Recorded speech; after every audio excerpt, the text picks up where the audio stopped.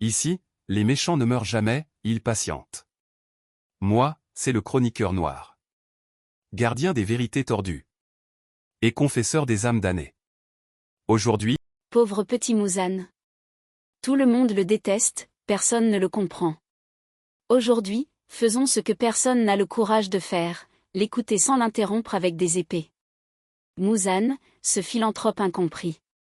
Regardez ce que ce visionnaire a accompli.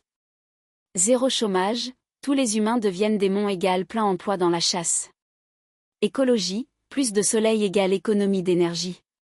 Égalité sociale, tout le monde meurt pareil sous ses griffes.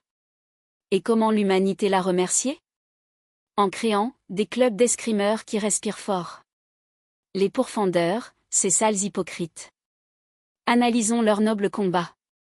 Jiyu pleurniche parce que sa sœur est morte, alors que Muzan offrait l'immortalité. Shinobu utilise du poison, mais c'est pas pareil, hein, elle a des papillons.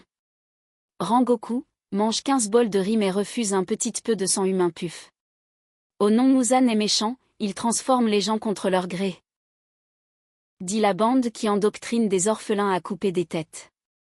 C'est un complot anti-démon. Saviez-vous que les lames solaires causent le cancer de la peau? Yoriichi était en réalité un terroriste qui détestait les vampires? Nezuko aurait pu régner en déesse si son frère n'était pas un égoïste? On nous cache la vérité depuis le début.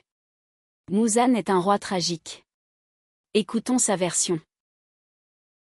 On m'a traité de tyran. De monstre assoiffé de sang. Mais ce qu'on ne vous dit pas, c'est que j'étais le seul à voir la vérité en face. Aujourd'hui, je brise le mensonge.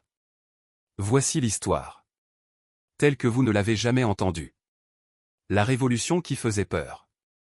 Regardez bien. Les pourfendeurs se drapent dans leur justice, tout en envoyant des enfants se faire massacrer. Moi, au moins, j'assumais mes méthodes. J'offrais une vraie solution, plus de maladies, plus de morts, une humanité transcendée. Bien sûr, ils ont préféré leurs épées rouillées et leurs principes hypocrites. La peur du changement est la plus forte, n'est-ce pas? L'hypocrisie de ces héros. Parlons de Tanjiro, ce petit saint. Il pleure pour sauver sa sœur, mais refuse l'immortalité que je lui offrais. Préférant la laisser mourir plutôt que de lâcher ses préjugés.